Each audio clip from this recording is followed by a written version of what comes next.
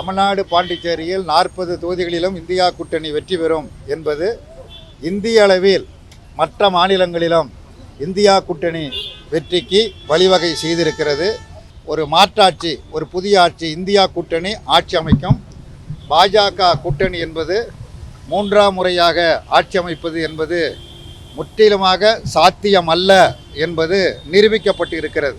பிரதமர் நரேந்திர மோடியும் சரி, பாரதிய ஜனதா கட்சியினும் சரி, தங்களுடைய 10 ஆண்டு கால சாதனைகளை சொல்லி வாக்கு கேட்பதற்கு வக்கற்ற நிலையில் மத ரீதியாக பிரச்சனைகளை கிளப்பி வாக்குகளை பெறலாம் என்கிற குறுக்கு வழியை தேடிக்கொண்டு இருக்கிறார்கள். நாட்டினுடைய பிரதமர் 10 வருஷம் ஆட்சியில் இருந்திருக்கிறாரு. 10 வருஷம் ஆட்சியில் நான் ஆண்டுக்கு 2 கோடி பேர் வீதம் போய் 20 கோடி பேருக்கு வேலை கொடுத்தேன். வெளிநாட்டில் இருந்த கருப்பு பணத்தெல்லாம் மீட்டு 15 லட்சம் வங்கி கணக்கில் வரவு வச்சுருக்கிறேன். விவசாயிகளுடைய பிரச்சனையை தீர்த்திருக்கிறேன். தொழிலாளர் பிரச்சனையை தீர்த்திருக்கிறேன். விலைவாசியை நான் கட்டுப்படுத்தியிருக்கிறேன். பெட்ரோல் டீசல் சிலிண்டர் விலை உயராமல் தடுத்திருக்கிறேன் என்று சாதனைகளை சொல்வதற்கு எதுவும் இல்லை. பூனை உரிய சுற்றுவதைப் போல சுற்றி வந்தார். இங்கே எதுவும் கிடைக்கவில்லை. இப்போ எதுவும் கிடைக்காத நிலையில் வட மாநிலங்களில் போய் இப்படி மத ரீதியான கருத்துக்களை சொல்லி வாக்குகளை பெறலாமா என்கிற நப்பாசையில் குறுக்கு வழியை தேடுகிறார். குறுக்கு வழி ஒருபோதும் அரசியலில் வெற்றி பெறாது. வணக்கம். 18வது மக்களவைக்கான பொதுத் தேர்தல் 7 கட்டங்களாக நடைபெறும் என்று அறிவித்து முதற்கட்டமாக தமிழ்நாடு, புதுச்சேரி உள்ளிட்ட 40 தொகுதிகளுக்கும் வெற்றிகரமாக நடந்து முடிந்திருக்கிறது.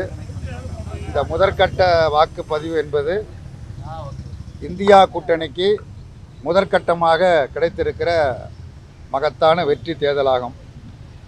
தமிழ்நாடு, புதுச்சேரி உள்ளிட்ட 40 தொகுதிகளிலும் இந்தியா கூட்டணியின் சார்பாக நிறுத்தப்பட்ட வேட்பாளர்கள் 40 பேரும் வெற்றி வாகை சூடுவார்கள். நல்ல வாக்கு வித்தியாசத்திலும் வெற்றி வாகை சூடுவார்கள். இந்த வெற்றிக்கு மிக பெரும் பங்களிப்பை செலுத்திய குறிப்பாக தோழமை கட்சிகள் அனைத்தையும் ஒருங்கிணைத்து சென்ற நாடாளுமன்ற தேர்தலைப் போல ஒருங்கிணைத்து மிகச் சிறப்பாக அதற்கு தலைமையேற்று பணியாற்றிய மாண்புமிகு முதலமைச்சர் அவர்களை நானும் கட்சி நிர்வாகிகளும் மற்றும் திருப்பூர், நாகப்பட்டினம் வேட்பாளர்களும் சென்று சந்தித்து அவருக்கு நன்றி தெரிவித்து வந்தோம். அவரும் 40 தொகுதிகளிலும் நம்முடைய அணி மிக சிறப்பாக வெற்றி பெறும் என்று தெரிவித்தார். இந்த 40 தொகுதிகளில் முதற்கட்டமாக நடைபெற்றது என்பது தற்பொழுது மற்ற மாநிலங்களில், வட மாநிலங்களில் நடைபெறக்கூடிய தேர்தலில் மிகப்பெரிய தாக்கத்தை ஏற்படுத்தியிருக்கிறது. தமிழ்நாடு, பாண்டிச்சேரியில் 40 தொகுதிகளிலும் இந்தியா கூட்டணி வெற்றி பெறும் என்பது இந்திய அளவில் மற்ற மாநிலங்களிலும் இந்தியா கூட்டணி வெற்றிக்கு வழிவகை செய்திருக்கிறது. ஆகவே இந்த தேர்தல் முடிவு ஜூன் மாதம் 4ஆம் தேதி வாக்கு எண்ணிக்கை முடிந்த பிறகு இந்தியாவில் ஒரு மாற்றாட்சி, ஒரு புதிய ஆட்சி, இந்தியா கூட்டணி ஆட்சி அமைக்கும். பாஜக கூட்டணி என்பது 3ஆம் முறையாக ஆட்சி அமைப்பது என்பது முற்றிலுமாக சாத்தியமல்ல என்பது நிரூபிக்கப்பட்டு இருக்கிறது. ஆகவே இந்த தேர்தலில் இந்தியா கூட்டணிக்கு வாக்களித்த தமிழக வாக்காளர் பெருமக்கள் அனைவருக்கும், வெற்றிக்கு உழைத்த தோழமை கட்சி தலைவர்களுக்கும், குறிப்பாக மாண்புமிகு முதலமைச்சர் அவர்களுக்கும், அதேபோல் இளைஞரணியினுடைய செயலாளர் உதயநிதி அவர்களுக்கும் மற்றும் தோழமை கட்சி தலைவர்களுக்கும், தேர்தலில் இரவு பகல் பாராமல் பணியாற்றிய கூட்டணி கட்சிகளைச் சேர்ந்த தொண்டர்கள் அனைவருக்கும் இந்திய கம்யூனிஸ்ட் கட்சியின் சார்பில் நன்றியை தெரிவித்துக் கொள்கிறேன்.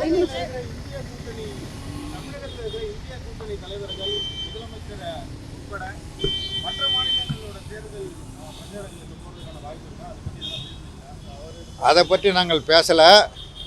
போவதற்கு வாய்ப்புகள் இருக்கலாம், அது வேறு விஷயம். இப்பொழுது நாங்கள் சந்தித்தது கடந்த மார்ச் 22ஆம் தேதி திருச்சி, பெரம்பலூர் தொகுதி வேட்பாளர்களை அறிமுகப்படுத்தி திருச்சியிலே சங்கநாதம் முழங்கி ஏப்ரல் 17 வரை இடைவிடாமல் பிரச்சாரம் செய்த முதலமைச்சருக்கு நன்றி தெரிவிப்பதற்காக சென்று சந்தித்தோம். நன்றி தெரிவித்து வந்திருக்கிறோம்.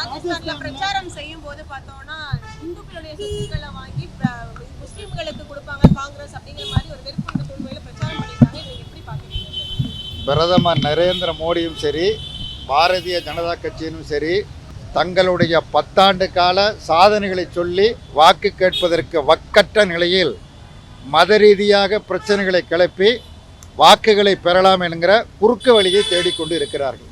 அதாவது நாட்டினுடைய நலன் முக்கியமல்ல, நாட்டு மக்களுடைய நலனும் அவர்களுக்கு முக்கியமல்ல. ஏதாவது ஒரு வகையில் மத ரீதியான மோதலை உருவாக்கி மக்களை பிளவுபடுத்தி வாக்குகளை பெற்றுவிட வேண்டும் என்கிற குறுகிய சிந்தனையோடு பிரதமர் செயல்படுகிறார், பாஜக செயல்படுகிறது. நாட்டு மக்கள் நிச்சயமாக இந்த குறுகிய நோக்கத்தை நிராகரிப்பார்கள். இது குறித்து முறையீடுங்கிறது ஒரு பக்கம், மக்கள் இருக்காங்க, அவர்களை காட்டிலும் மக்கள் இதை பற்றியெல்லாம் பரிசீலிப்பாங்க.